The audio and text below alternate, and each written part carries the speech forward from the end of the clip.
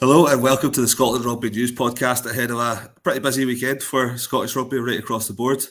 We've got Glasgow playing, we've got Edinburgh playing, we've got Scotland women all playing, so should be a pretty exciting weekend for everyone. I'm joined here by Gavin Harper, who's the editor of the Scotland Rugby News website. And just before we get into everything, we'll just once again remind you of our great offer that's on just now. If you want to join the website and read some fantastic stuff, we've got so much good stuff on the website, and you can read it all for just... You get 6 months worth of coverage for just £1, which is pretty good value. I mean, I don't think anyone really would notice that leaving their bank account very much. And you get absolutely everything. You get all the coverage of the press conferences. You've got loads of features. You've got some great analysis. It's well worth the £1, Gav, isn't it?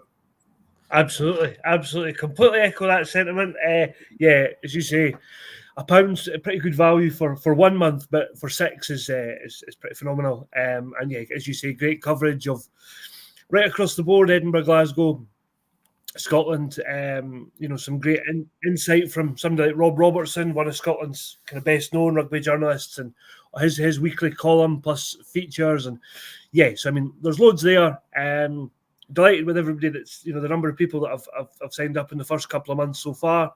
But if you want to head to the link, the site which is going along the bottom of the screen on the ticker, you can sign up for, as I say, just for £1 for 6 months, which seems like a pretty good deal. Yeah, that's it. There's a bit of something for everyone, but we've not been on for a couple of weeks, so we'll have a wee look back over the last couple of weeks of action first, Gav. It's been a bit of a pretty disappointing one for Glasgow and Edinburgh. Obviously, Edinburgh beat Bayonne, but then had to go back to South Africa once again, and then we're beaten over there. It was a pretty frustrating game, that one, I thought, for Edinburgh. They were well in it at half time, but then it just it got away from them in the second half. I think Sean Everett was pretty disappointed with how the second half went in that game. What did you think of it? I felt, once again, we spoke about it before, but I felt like, again, like they just go to South Africa without ever feeling that they're going to get anything.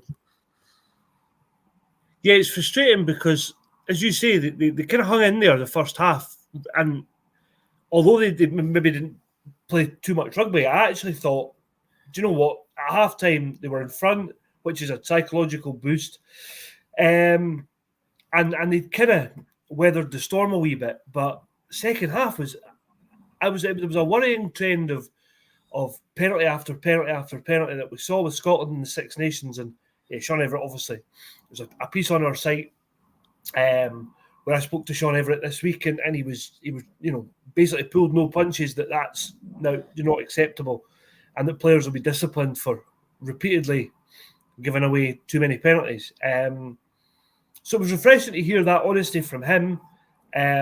But just another missed opportunity for Edinburgh. When you look at their squad on paper, it's so good that they can't continue to underperform the way they have been, albeit against a Sharks team that was loaded with Springbok World Cup winners. But Edinburgh will be disappointed with that result because they were, as we say, they were well in it at half time. Yeah, and as well as that, last Saturday you were obviously at Scotland v England at the Hive. It was a bit of a mixed day again, a sold out crowd, and then after a bit of a decent start to the Six Nations in terms of beating Wales, putting in a very good performance against France, which ultimately ended in defeat, it kind of maybe brought the women back crashing down to earth a wee bit with that result against England. Yeah, it was a difficult day for them, and I think while they've made progress, undoubtedly in the last year, 18 months, I think it shows there's an awful long way to go. They were just miles off it. They were basically nowhere near England, and to their detriment, they just let England play. And as soon as England built up a bit of a head of steam, Scotland couldn't stop them. But what I would say is this England team are miles in front of Scotland in terms of contracts and training and all that kind of stuff. So I think the games to measure where Scotland really are these next two. Against Italy and Ireland. I think that will really show how much progress they have made over the last kind of couple of years. And if they win them both, they could end up with World Cup qualification sort of secured, so that would be a big thing at the end of the Six Nations. But yeah, it was a particularly sobering afternoon, I think, for them, albeit great to see a full crowd at the Hive. Yeah, I think that's it as well, is that it's almost a sign of how far the game is coming. I think a couple of players spoke about it last week and playing in front of a couple of hundred people in Cumbernauld compared to playing in front of a full crowd at the Hive. It's just some change over the last couple of years, but yeah, I'm sure eventually the results of that will come even better as well. So it's a good sign so far anyway. Yeah, absolutely, and it's really important actually that it doesn't become a one-off and people pat themselves on the back because they've done it once. That has to become almost a norm, and if it's not sold out, it has to be not far off. Yeah. There was a lot of England fans where we were sitting in the Hive press box. Basically, the whole section in front of us was friends and family of the England squad. So I think that will have played a big part. But yeah, it's really important that Scotland now and Scottish rugby recognise that there is probably an audience there that wasn't there 2, 3, 5 years ago, and they have to make it that the Hive is as close to sold out as it can be for basically every game. Yeah, and the final one of those disappointments in the last couple of weeks was kind of Glasgow down to Harlequins. Pushed it really closely. Obviously, that's a couple of weeks ago now, but it's one of those ones that we spoke to a couple of the coaches, or spoke to Peter Murchie and a couple of players earlier this week, and I think all of them kind of had the same message of, it's frustrating, and that those first couple of days of training after it was really strong training. Everybody was like right fired up, and they've just been kind of chopping at the bit to get back at it. But it's just one of those things again that they just can't seem to take that next step towards. I know they got to the final of the Challenge Cup last year, but the Champions Cup is just that wee bit extra step. Yeah, I'm almost fed up talking about missed opportunities with Scotland teams already because it's just a recurring theme. And I spoke to Sione Tuipulotu last week, and he was really honest that with the national team, time is running out for this group of players to go and win something. And actually, it's the same for Edinburgh and Glasgow. You look at WP Nels retiring at the end of the season. The chances of him winning a major trophy are, let's be honest, slim. Grant Gilchrist's 33. He spoke a couple of weeks ago about wanting to win something before he finishes. They've got to stop this poor performances in big games are hampering Scottish teams, whether it's Edinburgh, Glasgow, or the national team. And the Harlequins one was a kind of prime example of that, because Glasgow were right in that, and they had been nowhere, came storming back, and probably should have won it. A couple of questionable decisions at the end, as our columnist described, some questionable refereeing. The pen put a very different Glasgow Warriors take on it this week, but fair play. I mean, Glasgow fans around us, I was at the stoop, people were clearly frustrated, but it's another missed opportunity by a Scottish team on a big stage, and it just can't happen going forward. It's just not good enough. Yeah, they've got a chance to put it right in the URC, go all the way. I think they'll be definitely hoping for at least a home quarter final. And that starts tonight with a game against Sharks at Scotstoun. It should be another sold out stadium. They've got the purple plaster at purple charity event on, so it should be a really good atmosphere. Franco Smith's made 2 changes to his team. Obviously, he's lost Rory Darst to injury and Josh Mackay to illness, which 2 big losses. But at the same time, Henko Venter comes in. He's been pretty good since he's joined, and then obviously Facundo Cordero will play the wing. But I think the biggest thing is Kyle Rowe going to fullback. Obviously, he's not done it for Glasgow, but he's done it for Scotland, and shouldn't be too much of an issue for him, should it? No, I don't think so. I think if he showed during the couple of games in the Six Nations that he played there, that he was quite comfortable there. So you'd like to think that making the switch at club level will give him a wee bit more time on the ball, more touches. Somebody like Facundo Cordero's hardly had a sniff at Glasgow. He played 3 games in basically a couple of years, but he could be, if they can get him fit and firing, his brother's a great player. Yeah. So if he's got any of that talent, then he could be a great find. The midfield's pretty solid with Sione and Stafford as well. So yeah, I think there's real cohesion in that team, although they've lost a couple of big players, and it doesn't sound like from reading your piece with Franco Smith that Rory Darge is going to be out for overly long. So I think that's another positive that, while he's out, there's opportunities for Henko Venter or Ali Miller's played well this season.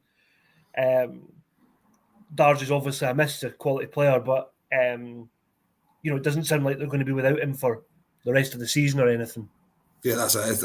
From the sounds of it should only be a couple of weeks and they might be back in time for the go to South Africa. I think it was interesting the way Franco spoke about it yesterday and sort of, didn't put the blame on it, but he kind of spoke about the difference of training on grass with Scotland compared to training on the AstroTurf pitch at Scotstoun, and he thinks that's kind of what has flared up for Rory Darge. But again, as you mentioned, Facundo not playing very much. I think it was interesting speaking to Franco Smith a couple of months ago before Facundo's debut, where he was very excited by him. Like, it was clear that he thought he was going to be a really good player for Glasgow. He kind of spoke about how unlucky he's been with injury. I think it was in his second training session for Glasgow, he tore his hamstring or something like that, and it's just been a real bad luck story for him. But like you say, if he gets a chance and if he's half as good as his brother, they've got a real find on their hands. I think he's also a victim of sort of the 6-2 bench split and the fact that whether it was George Horn and Ali Price or Jamie Dobie now and George Horn, that Glasgow's backup scrum half is essentially also expected to be able to play on the wing. He could have twice the number of appearances, which, although is would still be small, would be more than he has now. So yeah, it has been frustrating for him. I think he'll look, he's got a great opportunity tonight against a Sharks team that, as discussed, is not loaded with South African internationalists, rightly or wrongly. So yeah, let's see how he goes this evening. Yeah, I was actually going to ask you about that because I think, obviously I spoke to Franco yesterday, asked him about that.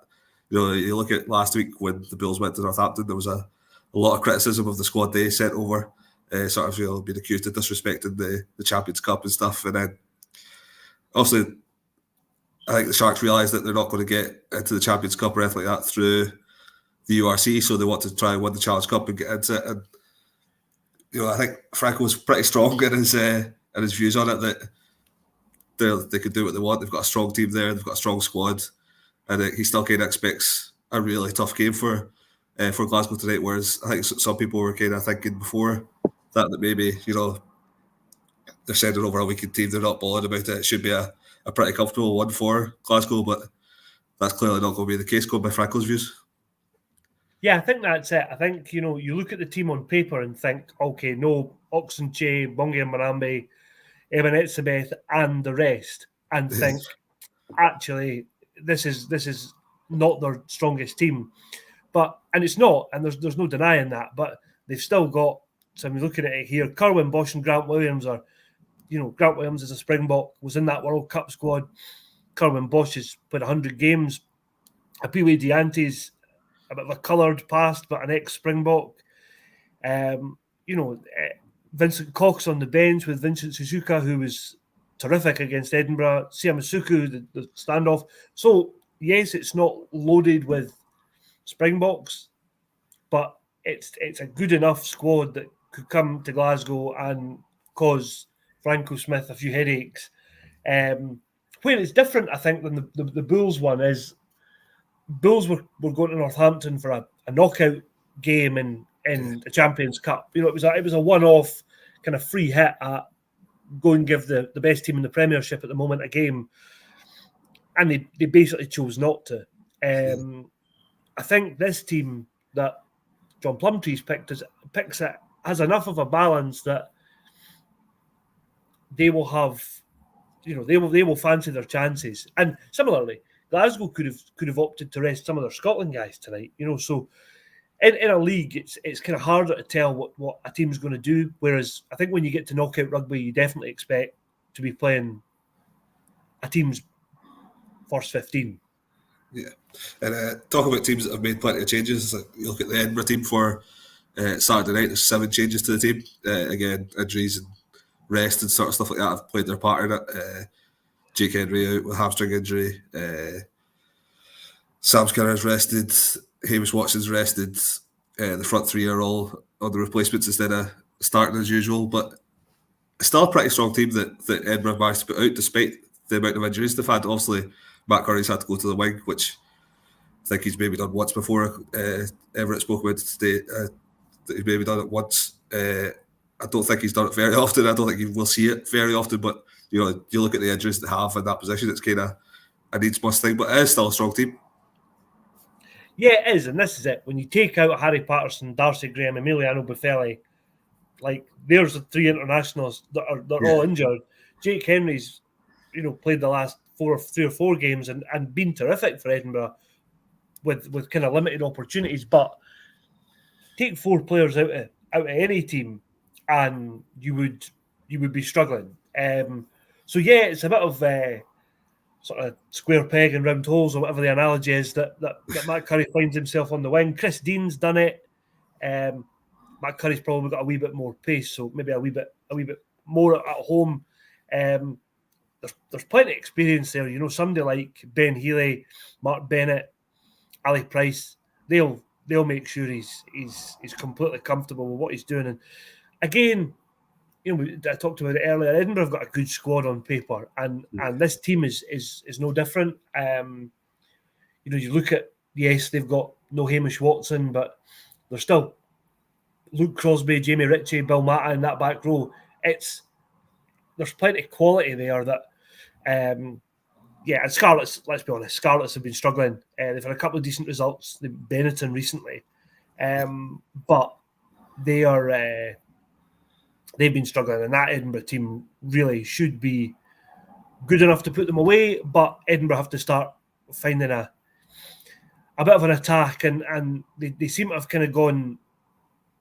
Last season or under Mike Blair, it was very, let's just chuck it about from everywhere.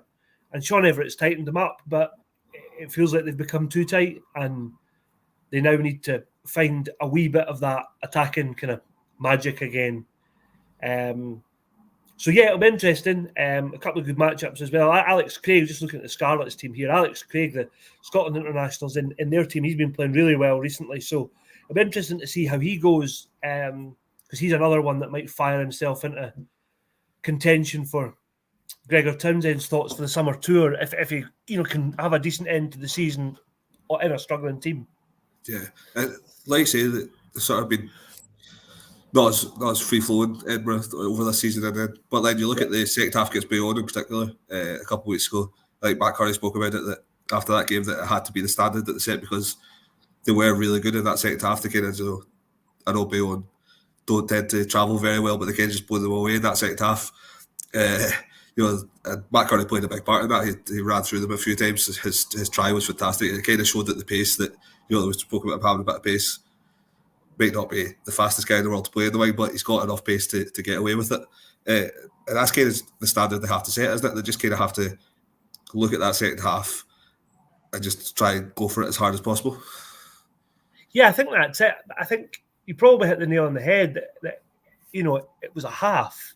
Yeah. And that's kind of been the story of Edinburgh's season, for many seasons, that they're great for a half, they're great for 30 minutes, for 50 minutes, and then the rest is abject. They really need to start putting these into 80-minute performances. And I think, yes, you make a good point that Matt Curry clearly has enough to kind of get away with enough pace to get away with playing on the wing, but playing on the wing and making outside breaks against other wingers is very different to finding a gap in the midfield. And in some ways, it is a bit frustrating to see him shunted out to the wing to kind of plug a gap, because he's played the last 2 or 3 games at 12 and hit a bit of form. So, and again, he's another one that might be saying, well, I quite fancy that Scotland tour, but he'll only probably put himself in that kind of selection discussion by playing in the same position, which is his position. And yeah, again, he's now finds himself on the wing. So again, it's needs must for Edinburgh, but yeah, it'll be interesting to see how he gets on. But again, plenty of experience around him, and yeah, they really just need to find a halfback pair that have hardly played for the, not got a lot of appearances for the club, but they've got loads and loads of experience, so they need to get Edinburgh firing as well. Yeah, that's it. I think Edinburgh have been pretty clear in what they want from this last 5 games of the season. That they're sitting just outside the playoffs just now, but they're desperate to get that whole playoff. I think Sean Everett spoke about it so many times over the last few weeks that it's 5 wins from 5 is needed. Do you see that happening? The long answer, I'll give you in a minute. The short answer, no. I think it's a great ambition to have. I think, it would be bizarre if they came out and said anything other than we want to win all our games. I think the next 3 are absolutely vital. They play, obviously, Scarlets this weekend, Cardiff next weekend, and then they've got Zebre. So they're 3 teams that are currently beneath Edinburgh in the league. They have to win them. They probably have to win all 3 with bonus points, because I see the last 2 games being a real arm wrestle. They've got Munster, and then the last game of the season's a potential banana skin because they go to Benetton. And I think if you're an Edinburgh fan, you would probably not want to be relying on winning in Italy against Benetton on the last day of the season when, let's face it, the weather's probably going to be decent and they'll fancy chucking it about a bit. So, yeah, I think win these next 3 and win them well it has to be the target, but I appreciate why Edinburgh or players and coaches are obviously saying, yeah, we want to win all 5. But bonus points have been I see there's a comment there come in, have Edinburgh looked up what bonus points are? And I think it's a fair point. I think they've only scored 2 or 3 bonus points, got 2 or 3 bonus points all season, which is probably why they're outside the playoffs just now. So it's something they need to fix. And it'll be interesting to see if there's any kind of switch from Ben Healy taking kicks at goal to just let's shove the ball in the corner and we need to score as many tries as possible. So yeah, it's one to watch again in the game against Scarlets tomorrow. But yeah, I think the short answer to Edinburgh winning all 5 games is it seems unlikely. Yeah, I think speaking about teams that want to win in Italy. Going to the Scotland women's game there over in Italy just now. They play them tomorrow. And you look at the Italy results, and it's almost identical the way that things have been for them in this Six Nations so far. They got battered by England 48-0. France beat them 38-15, and then they got a victory against Ireland away from home. And, you kind of compare it to the Scotland results, which was beat Wales away from home, and then push France closer than Italy did, but also that was at home as well, and then get thumped by England. So do you think it's 2 teams that are quite similar, and it's going to be an interesting matchup with? Yeah, I think it will be, and I think, excuse me, I think the 2 teams are really, really similar. The game last year was decided by, I think, 8 points. Year before was pretty close as well. So they are teams that historically have decent kind of matchups against one another. In terms of styles, I think they play wildly different styles. Scotland are a lot more controlled. The Italians play quite like the French in that it's that kind of, they thrive on chaos. So I think they'll look to, a lot of their play will go through Beatrice Rigoni at 12, and they'll try and cause as much kind of chaos with offloads and whatnot as they can. The challenge for Scotland is to really impose themselves. I think Brian Easton spoke about that this week, that he wants to kind of almost try and squeeze Italy out the game. Lisa Thompson's back at 12 to basically to be more direct than Meryl Smith is. And I don't think that's a criticism from Brian on Meryl's performances, but I think somebody Lisa Thompson's experience gives you, she's pretty route one at times, and they might need that when they're up against it.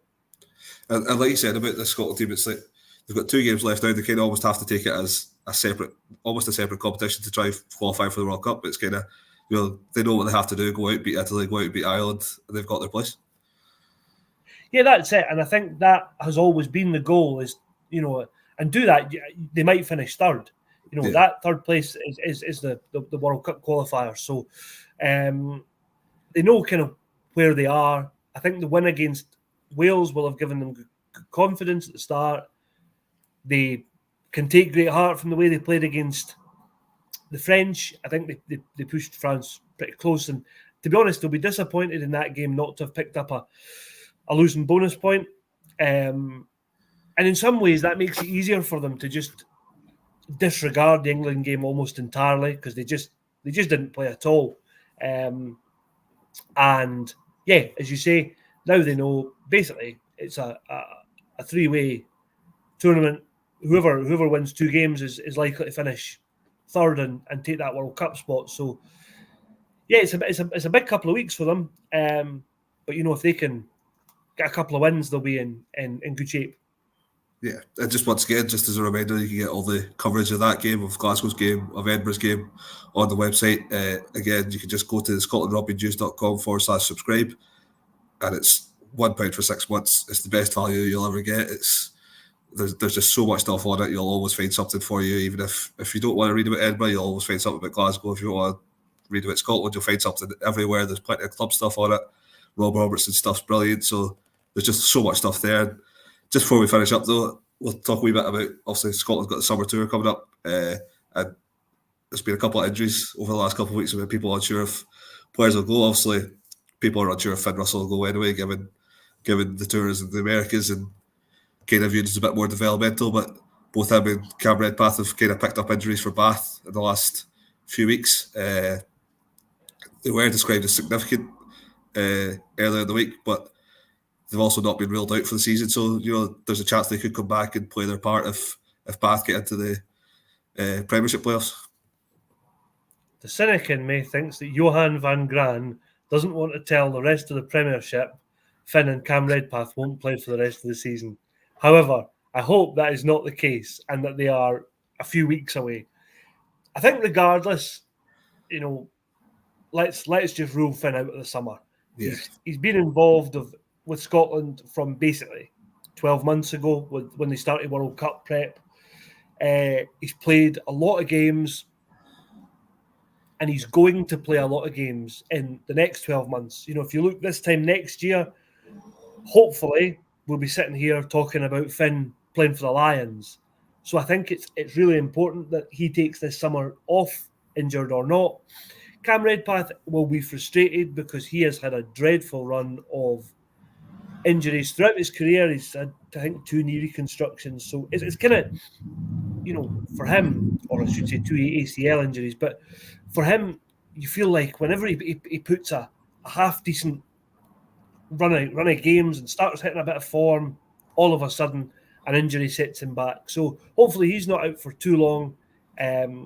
He was somebody that I think Gregor Townsend will be considering for the first half of the summer. You've got to remember the last time Scotland played in America, we got beat. So that will be in the forefront of, I'm sure, supporters' minds, but also Gregor's mind, because he knows he's coming into this after a poor Six Nations, and they need four wins, 4 pretty convincing wins, 4 good performances, as well as all the stuff about development and giving people opportunities and whatnot. So yeah, I think it's an interesting one. But hopefully Cam Redpath is fit and can play some part. Likewise, somebody like Rory Darge, I think it'd be a great opportunity if he can get back fit before the end of the season for him to go on that tour and be captain in his own right and not the kind of co-captain.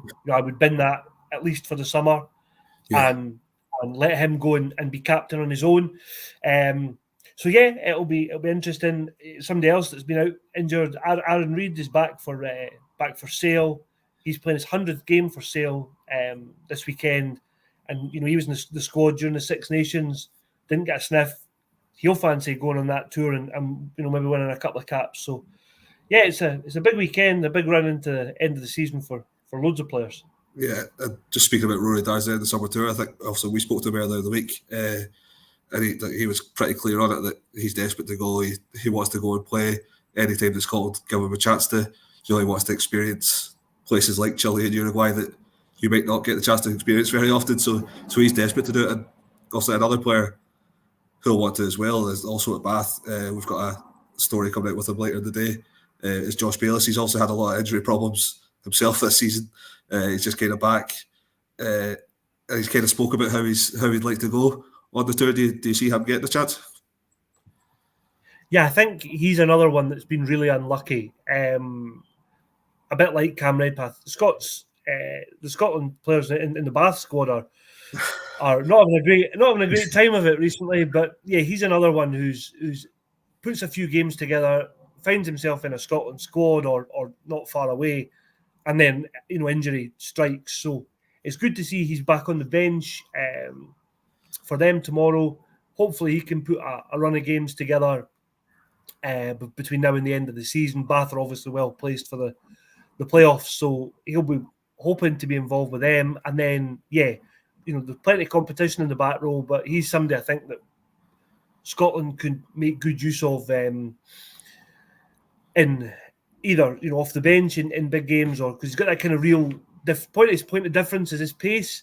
So he plays a lot of 8, but I think he could play 7 as well with his pace. So just the one the other day when I spoke to him the other day, and I was on the press conference, and he was asked about cover on the wing, which kind of he says that he'd happily do it if he has to, which kind of shows the kind of player he is. Yeah, I think he has done it again. Bath are commonly pick a 6-2 bench, so I think he again when he finds himself on the bench is the one that covers the back line. So I think I'm sure I've seen him play in the centre for Bath. I'm not sure about running against some of the top end speedsters on the wing, but yeah, I mean he is for a back row. He's really quick. So I suppose while we're on the subject of Scotland back rows, I spoke to Sean Everett this week about Magnus Bradbury potentially coming back to Edinburgh. Bill Matt is obviously going down to Bristol where Magnus is just now, and I think his opportunities might be limited, so Edinburgh might be a good fit for him. And again, he's somebody that, with a decent run of form, he was in the training squad at times during the Six Nations. He's another one that might put his hand up and be on that tour in the summer. Yeah, definitely. Well, I think we'll probably leave it there for the day. We've also, once again, just a reminder that you can get 6 months of coverage from the website for just £1. So just head on over to www.scotlandrugbynews.com/subscribe and you'll get everything you need right there. Gav, thanks for joining us, and I'm sure we'll be back again next week to look back over the action and look ahead to next week's games. Thanks very much, Mark.